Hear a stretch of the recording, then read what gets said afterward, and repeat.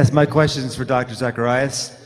How do you respond to those in this country who run our elite schools, who write our textbooks? The evil is not within us, but outside of us, like in a person who has a handgun or social economic created conditions, that it is otherwise. Well, since that's direct, do you want to go ahead? You know, I'll be happy to respond to it, but these are the kinds of specialties that this gentleman really writes about. I think you want me to go first, but I'd like you to respond on this too.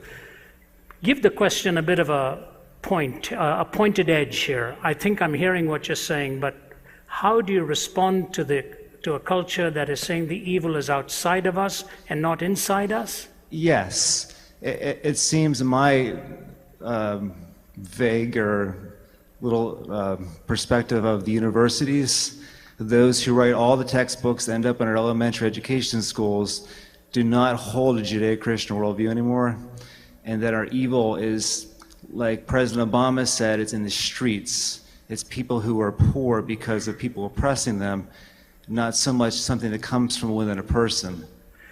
You know, then we should not be imprisoning people like Madoff and the head of Enron. We should be imprisoning their neighbors because of his environment that these people did such things.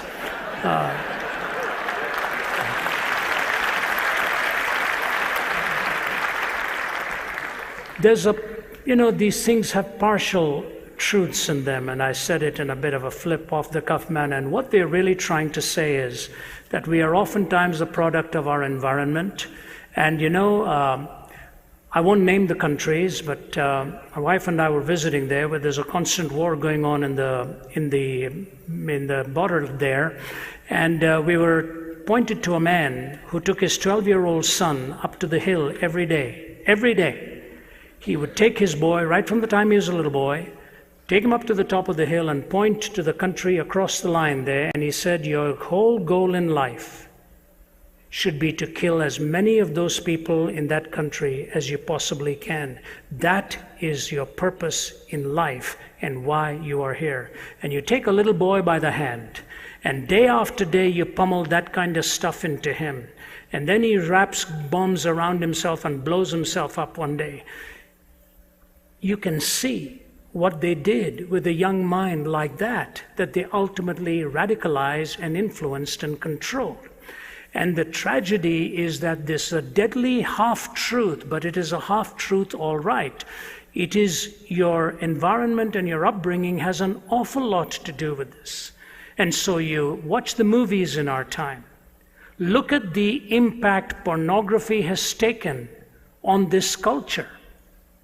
I'm dealing with it with young men all the time as I travel, and it is a horrific thing to be trapped by, because what it actually does is destroy personhood in the process and makes you pursue a feeling rather than even a person, because no one person can ultimately bring you the happiness. It's a feeling that you're in search of, and it'll never be parked in that feeling all the time. So the environment that is conditioning our minds is taking a heavy toll. But what is conditioning the environment? Are these minds also cumulatively just the product of all kinds of ideas? Does nobody ultimately have to take any responsibility?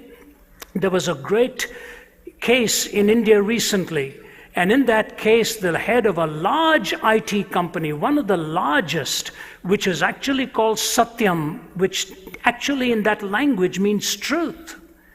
But they were fudging on their books, they were cheating in billions of dollars. And finally he was caught, and he's in jail now. And here's what he said: my problem is this: I was riding this tiger of deceit for so long, I was afraid to get off lest it eat me up. It was not his environment. It was what he had chosen to do. So ultimately we have to have responsibility individually, not just blame the society on it. Otherwise, next thing you do, you're pushing your neighbor off a cliff because your mother didn't let you push your oats off your tray when you were a little boy, or something like that. This kind of ad infinitum reasoning, if you take away responsibility, you actually take away the possibility of any court of law dealing with any act in any nature if it is always someone else's fault. You have to ultimately have evil explained, and it is on the outside because it is on the inside first. It did not come on the inside from the outside. All that is within you is evil, and all the list that God gives to us comes from the heart of man. That's what really defiles. Any thoughts on that, Oz? What you're describing is the fruits of the 18th century Enlightenment, which doesn't believe in evil, doesn't believe in sin or responsibility, so looks to things like more psychology, better politics, higher education, and this will solve the problem. And clearly, 20th century evil has blown a huge hole in that. Now, when you meet people who still believe in it, I think this is the way to approach them. They have never met real evil. Let me give you an example. The great poet W.H. Auden came to faith through meeting evil. He was a socialist, an atheist, and a left-wing radical who'd fought on the Republican side in Spain in the Civil War, came to America to escape Nazism. But one evening, watching a documentary in New York, saw Hitler's troops entering Poland, bayoneting women and children. And most of the German audience were on the side of the Nazi stormtroopers and cried out in the darkness, kill them, egging them on. And Auden said, in 2 minutes, my whole worldview was turned around. On the one hand, I knew we were evil. I was looking at something that no psychology, no education, and no politics could ever change. This is radical evil. But then he said, I realized as a European intellectual, I'd spent all my life removing the absolutes. Everything's relative.